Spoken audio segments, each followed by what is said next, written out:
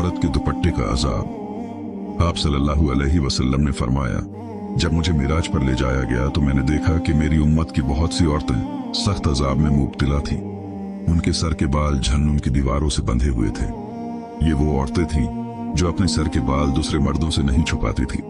कयामत के दिन जब पर्दे का सवाल किया जाएगा तो एक औरत 4 जन्नती मर्दों को दोजख में लेकर जाएगी। बाप, भाई, शौहर, बेटा।